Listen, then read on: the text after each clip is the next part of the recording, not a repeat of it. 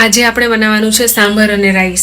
સાંભર જે છે ને એ સાઉથ ઇન્ડિયામાં બહુ ફેમસ છે અને હું કઈ રીતે બનાવું છું ને તમને કહું છું. અને જોડે અમે રાઈસ બનાવીએ છીએ. તો જો આ છે ને તુવેરની દાળ છે ને મસૂરની દાળ મેં જોડે ન્યુટ્રિશન માટે નાખી છે કુકરની અંદર. અને આ બધું છે ને થોડું થોડું નાખીશું અંદર અને પછી એને બાફી નાખવાનું ને પછી વઘાર કરી દેવાનું. આપણે દાળનો કરતા હોય ને એ રીતે જ. અને આંબલી અથવા તો લીંબુ પણ નાખી શકો, કાંદા પણ નાખવાના. ને આ બધું વસ્તુ લીમડો વઘાર માટે છે. તો બધું નાખી અને વાત જોડે ખાવાનું. એટલે આ લોકો છે ને સાઉથ ઇન્ડિયામાં બધું જ શાક નાખે એટલે દાળ છે ને વધારે ન્યુટ્રિશનવાળી બની જાય. અને જો આ છે ને આ બાસમતી રાઈસ છે, આ રાઈસ બનાવવાની છું. અને આ કેળા છે, આ નાખવાના નથી, આ તો હું આમને બતાવું. અને સાંભાર બનાવવાની સૌથી ઇમ્પોર્ટન્ટ વસ્તુ હોય ને હું ભૂલી જ ગઈ હતી, અને એ છે આ સરગવો. તો હવે નાખીએ છીએ આપણે. ફાઇનલી યાદ આવી ગયું ને, તો સરગવા વગર જ બની જાત. આપણે શાક લેવા જઈએ ને એટલે અમુક વાર શાક વધારે આવે એટલે થોડું થોડું વધે. અને આપણે બધા શાક થોડા થોડા પડ્યા હોય ને ત્યારે કોઈ એક શાક નહીં બનાવવાનું, પણ બધું શાક નાખી અને બનાવવાની ખીચડી. તો હું કહું જો કઈ કઈ વસ્તુ મેં આમાં એડ કરી છે.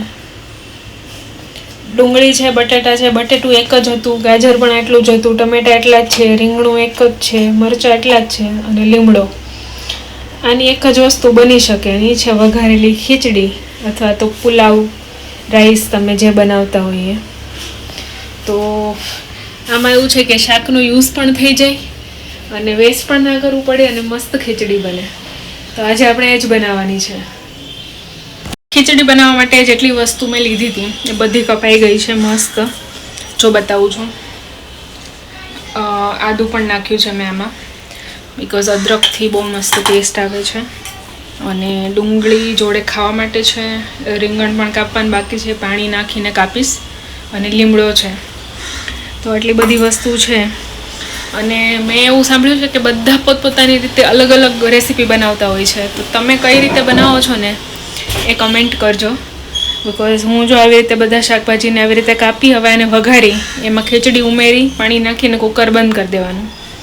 એ જ મેથડ છે. પણ આમાં કોઈ અલગ શાકભાજી તમે નાખતા હોય, આઈ નો કે વટાણા ને ઘણું બધું આવે છે પણ અત્યારે અવેલેબલ છે નહીં. તો બીજું કંઈ નાખતા હોય તો કમેન્ટ કરજો.